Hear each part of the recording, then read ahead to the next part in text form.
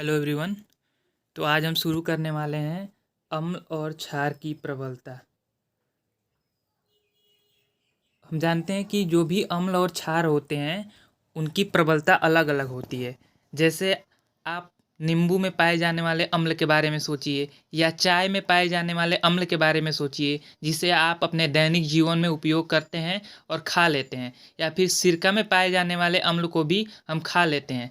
लेकिन HCl और H2SO4 के बारे में सोचिए। HCl और H2SO4 कि H2SO4 जो कि सल्फ्यूरिक अम्ल है और बैटरी में डाला जाता है, क्या हम इसे खा सकते हैं? आपका आंसर होगा नहीं, क्योंकि ये काफ़ी अधिक प्रबल होते हैं। आपने ध्यान दिया होगा, कभी बैटरी उठाते समय यदि गलती से आपके कपड़े पे H2SO4 गिर जाए, सल्फ्यूरिक अम्ल, तो आपका कपड़ा जल जाता है। यही नहीं, वास्तव में यदि सल्फ्यूरिक अम्ल आपके हाथ या शरीर में कहीं पड़ गया तो आपका शरीर जल सकता है। तो ऐसा इसलिए होता है कि ये सब चीज़ें अम्ल की प्रबलता पे निर्भर करती हैं। कुछ अम्ल बहुत ज़्यादा प्रबल होते हैं और कुछ अम्ल दुर्बल होते हैं। ठीक है, तो यहाँ पे हम सबसे पहले सीखेंगे कि प्रबल अम्ल या प्रबल क्षार क्या होते हैं। तो आर्हेनियस का डिफिनीशन हम शुरू में देखे थे। आर्हेनियस ने कहा था अम्ल वे पदार्थ होते हैं जो जल में घुल करके हाइड्रोजन आयन देते हैं। ठीक है, और क्षार वे पदार्थ होते हैं जो जल में घुल करके हाइड्रोक्साइड आयन या OH- आयन देते हैं। तो अम्ल और क्षार की परिभाषा आर्हेनियस के अनुसार हमने सीखी थी। अब देखिए, जो जल में घुल करके जितना अधिक H+ आयन देगा वह उतना अधिक प्रबल अम्ल होगा। ठीक है, यानी वह पदार्थ या वह अम्ल जो जल में घुल करके ज़्यादा मात्रा में H+ देगा या हाइड्रोजन आयन देगा, वो क्या होगा, उस अम्ल की प्रबलता ज़्यादा होगी। जैसे एग्जाम्पल के लिए देखिए, यहाँ पे है CH3COOH, इसको बोलते हैं हम एस्टिक एसिड। यह जल में घुल करके काफ़ी कम H+ देता है, तो इसलिए क्या है, यह एक दुर्बल अम्ल है। एस्टिक एसिड एक दुर्बल अम्ल है। लेकिन आप HCl को लीजिए, HCl को लेंगे तो आप पाएंगे कि HCl 100% अपना H+ आयन दे देता है, इसलिए वो क्या होता है, प्रबल अम्ल होता है। ठीक है, HCl में आप देखेंगे, HCl को जैसे पानी में आप डालें, वो अपना 100% H+ आयन दे देगा पानी में, इसलिए क्या होगा, वो बहुत ज़्यादा प्रबल अम्ल होगा। ठीक है, तो H+ देने के आधार पे हम बता सकते हैं कि कौन सा अम्ल प्रबल अम्ल है और कौन सा अम्ल दुर्बल अम्ल है। उसी प्रकार से हम OH- के आधार पे, OH- कोई क्षार कितना देता है उसके आधार पे बता सकते हैं कि कौन सा क्षार प्रबल क्षार है और कौन सा क्षार दुर्बल क्षार है। तो आप याद रखिए, जो ज़्यादा H+ देगा या उसे हम क्या कहेंगे, प्रबल अम्ल बोलेंगे। जो ज़्यादा H+ देगा उसे प्रबल अम्ल बोलेंगे, जो ज़्यादा OH- देगा उसे प्रबल क्षार बोलेंगे। प्रबल अम्ल के उदाहरण है सल्फ्यूरिक अम्ल, नाइट्रिक अम्ल, हाइड्रोक्लोरिक अम्ल। तथा प्रबल क्षार के उदाहरण हैं potassium hydroxide, sodium hydroxide, NaOH। ये सब क्या है, प्रबल क्षार हैं।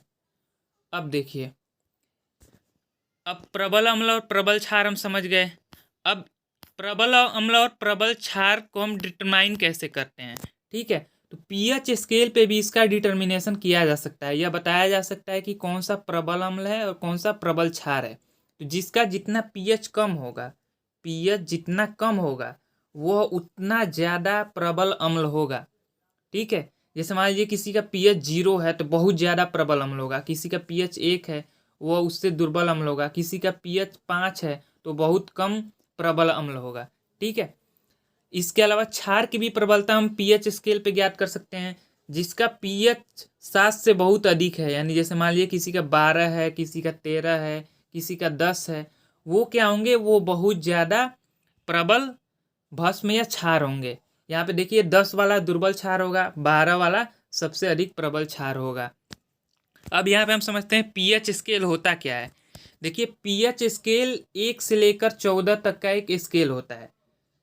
एक तरफ 0 है, 0 से लेकर के 1 2 3 4 5 6 ऐसे हम आगे बढ़ते जाते हैं, 14 तक का स्केल होता है। यानी 0 से शुरू हुआ और ये आपका 14 तक रहा, बीच में इसके साथ होता है।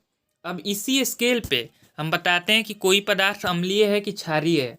किसी पदार्थ को हम जल में घोलते हैं, घोलने के बाद से उसमें देखते हैं कि हाइड्रोजन आयन या H+ आयन की सांद्रता कितनी है, और उसको हम इस स्केल पे मापते हैं। यदि H प्लस आयन की सांद्रता 7 से कम होती है, यानी 1, 2, 3, 4, 5, 6 होती है, तो वो क्या होते हैं? वे अम्लीय होते हैं। वे सभी पदार्थ अम्लीय होते हैं जिनकी पीएच स्केल पे वैल्यू 7 से कम होती है।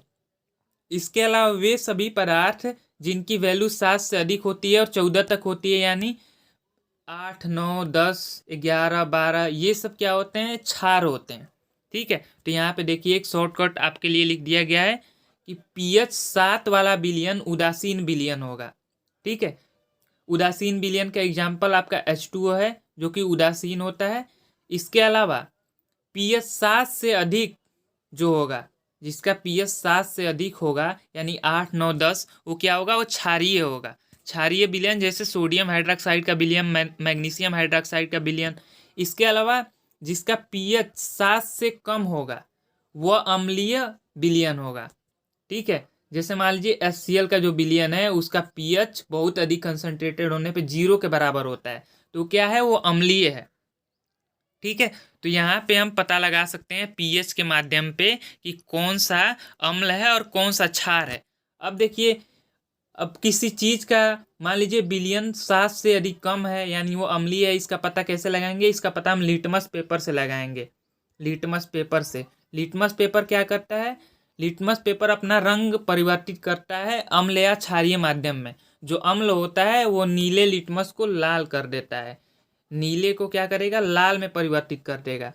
तो नीले को लाल में परिवर्तित अम्ल करेगा, यानी ऐसा विलयन करेगा जिसका पीएच 7 से कम रहेगा। 0, 1, 2, 3, ये जिसका पीएच इस रेंज में होगा, यानी 7 से कम होगा, वे सभी क्या करेंगे? नीले लिटमस को लाल लिटमस में परिवर्तित कर देंगे। अब उसी तरह क्षार का होता है। क्षार लाल लिटमस को नीला कर देता है, लाल लिटमस को नीला कर देगा क्षार। तो यहाँ पे क्या होगा? यहाँ पे पीएच रेंज होना चाहिए 7 से अधिक होना चाहिए, यानी किसी पदार्थ के विलयन का पीएच रेंज यदि 7 से अधिक है तो क्या करेगा? लाल लिटमस को नीला कर देगा। इस तरह से हम अम्ल और क्षार की पहचान कर सकते हैं। पहला तरीका है पीएच स्केल द्वारा, दूसरा तरीका है लिटमस पेपर द्वारा। अब देखिए, यहाँ पे आपको डायग्राम के द्वारा काफ़ी अच्छे से समझाया गया है कि दुर्बल अम्ल और प्रबल अम्ल क्या होते हैं। यहाँ पे जैसे देखिए H2CO3 कार्बोनिक अम्ल, या फिर आपके सामने CH3COOH एस्टिक अम्ल है। तो यहाँ पे दिखाया है H प्लस आयन की मात्रा। यहाँ देखिए काफ़ी कम इनकी मात्रा है। यहाँ पे जैसे जैसे आगे बढ़ रहे हैं H प्लस आयन की मात्रा काफ़ी बढ़ जा रही है। तो यानी CH3COOH एस्टिक अम्ल या H2CO3 कार्बोनिक अम्ल, ये दोनों क्या करते हैं? काफ़ी कम मात्रा में H प्लस आयन देते हैं, इसलिए ये दोनों क्या हुए? दुर्बल अम्ल के उदाहरण हुए। अब आपसे एक एग्जाम में पूछा जा सकता है किसी दुर्बल अम्ल का एग्जाम्पल और किसी प्रबल अम्ल का एग्जाम्पल लिखिए, तो आप आराम से लिख सकते हैं जो एस्टिक अम्ल होता है या कार्बोनिक अम्ल होता है, ये दोनों क्या होते हैं? दुर्बल अम्ल होते हैं। प्रबल अम्ल के उदाहरण है HCl hydrochloric acid, H2SO4 sulphuric acid, HNO3 nitric acid. इसके अलावा आप देखिए दुर्बल क्षार के बारे में, जो कम मात्रा में OH माइनस आयन देगा वो दुर्बल क्षार होगा। जैसे NH4OH अमोनियम का हाइड्रोक्साइड जो होता है वो दुर्बल क्षार का एग्जाम्पल है। इसके अलावा प्रबल क्षार के आपके एग्जाम्पल हैं NaOH, KOH, CaOH whole twice. चूने का पानी जो है CaOH होल ट्वाइस, आपको याद रहेगा, आप चूने को जब पानी में घोल देते हैं तो कैल्शियम हाइड्रोक्साइड बनता है CaOH होल ट्वाइस, जो कि क्या है? एक प्रबल क्षार है। ठीक है, अब देखिए इस डायग्राम को भी आप याद रखेंगे। कहाँ पे क्या होता है? जैसे जैसे पीएच रेंज कम होता है, यानी 7 से कम होता है, अम्लीय प्रकृति बढ़ती है। ठीक है, 7 से कम पीएच होने लगेगा तो अम्लीय प्रकृति बढ़ने लगेगी, यानी H प्लस आयन की सांद्रता विलयन में बढ़ने लगेगी।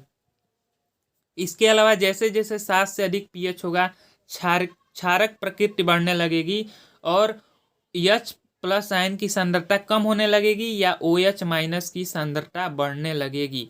ठीक है, तो यहाँ पे हम पता लगा सकते हैं कि कौन सा प्रबल अम्ल और प्रबल क्षार है। आगे देखते हैं। अब ये काफ़ी इंपॉर्टेंट चीज़ है। अब तक आपने अम्ल क्षार के बारे में काफ़ी कुछ पढ़ा। यहाँ पे आप सीखेंगे कि आखिर हम दैनिक जीवन में अम्ल और क्षार का उपयोग क्या करते हैं या फिर पीएच का क्या उपयोग करते हैं। तो यहाँ पे हम दैनिक जीवन में पीएच का उपयोग देखेंगे। सबसे पहले देखेंगे कि जीव जंतुओं की संवेदनशीलता। हम मैमेलिया या फिर कोई भी जीव जंतु जो होते हैं वे एक फिक्स पीएच के रेंज में काम करते हैं। यानी आपका जो शरीर होता है, आपके शरीर के ब्लड का जो पीएच होगा वो एक फिक्स होगा, एक रेंज में काम करेगा। उससे ज़्यादा या कम पीएच होने पे हमारी तबीयत खराब हो सकती है या बहुत विकट परिस्थितियों में हमारी मृत्यु तक हो सकती है। जैसे देखिए हमारा जो शरीर होता है 7 से 7.8 पीएच रेंज तक काम करता है।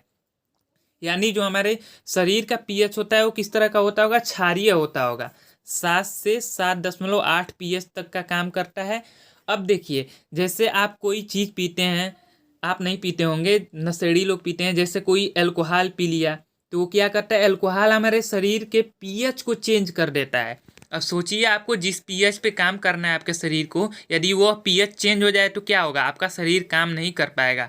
इसलिए मादक पदार्थ या दूसरे ऐसे किसी भी पदार्थ का हमें सेवन नहीं करना चाहिए जो हमारे शरीर का पीएच चेंज कर देते हैं। यहाँ तक कि आप जो कोल्ड ड्रिंक्स पीते हैं, कोल्ड ड्रिंक्स भी क्या करता है, आपके शरीर का पीएच चेंज कर सकता है। ठीक है, इसलिए कोल्ड ड्रिंक्स को भी हमें काफ़ी सावधानी पूर्वक पीना चाहिए। ठीक है, अब देखिए यहाँ पे दिया है वर्षा जल का पीएच मान 5.6 से कम हो जाता है तो अम्लीय वर्षा कहलाती है। जब वर्षा जल का पीएच मान 5.6 से कम हो जाएगा तो अम्लीय वर्षा कहलाएगी। और आप जानते हैं ये अम्लीय वर्षा का काफ़ी प्रभाव हमारे ऊपर पड़ा है, पेड़ पौधे मुरझा जाते हैं। इसके अलावा आप ताजमहल का एग्जाम्पल देख ही रहे हैं, आप अपने पुस्तकों में पढ़ा है कि ताजमहल की सुंदरता धीरे धीरे मलिन होती जा रही है, तो उसका कारण अम्ल वर्षा है। ठीक है, आगे देखिए पीएच का उपयोग। मिट्टी का पीएच, जो भी पेड़ पौधे उत्पादित होते हैं वे एक फिक्स पीएच रेंज में उत्पादित होते हैं। यदि पीएच अधिक हो जाए तो मिट्टी हमारी क्षारीय हो जाएगी, पीएच कम हो जाए तो मिट्टी हमारी अम्लीय हो जाएगी। और उस अम्लीयता या क्षारीयता को हमें दूर करना होता है। जैसे यदि आपकी मिट्टी अम्लीय हो गई तो उसमें आप चूने का इस्तेमाल करते हैं ताकि उसकी अम्लीयता दूर किया जा सके। अब देखिए ये काफ़ी इंपॉर्टेंट है, पीएच आपके पेट में पीएच का क्या यूज है या पाचन तंत्र में पीएच का क्या यूज है।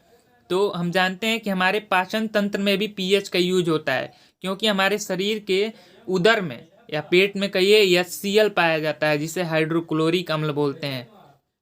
अब आप ये क्वेश्चन पूछ सकते हैं कि हाइड्रोक्लोरिक अम्ल काफ़ी प्रबल होता है तो हमारे पेट को क्यों नहीं नुकसान पहुंचाता है। तो इसका रीज़न यह होता है कि जो हाइड्रोक्लोरिक अम्ल हमारे पेट में होता है एक विशेष प्रकार की झिल्ली से घिरा होता है, जिससे वह हमारे पेट को नुकसान नहीं पहुंचा पाता है। और जो यह HCl होता है भोजन को पचाने में सहायक होता है, इसलिए इसकी हमें ज़रूरत भी है। यदि HCl नहीं रहे तो हमारा भोजन नहीं पच सकता है। यदि अधिक मात्रा में HCl उत्पादित हो जाता है तो हमें अम्लीयता हो जाती है या पेट में दर्द होने लगता है। इसको दूर करने के लिए हम एंटी एसिड का उपयोग करते हैं। एंटी एसिड मतलब जो एसिडिटी को ख़त्म करते हैं।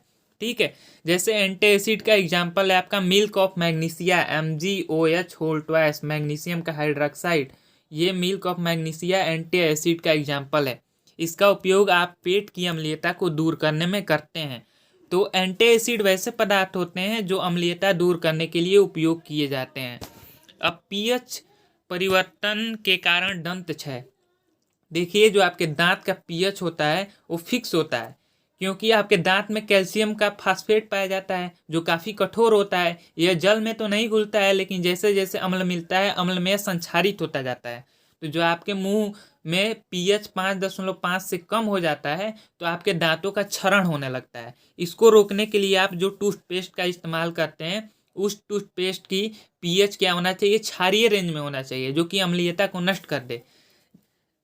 जैसे आप पहले के लोग या अभी भी हम नीम के दातून का उपयोग करते हैं, तो नीम ऐसा आप पाते होंगे जो नीम होता है वो कड़वा होता है।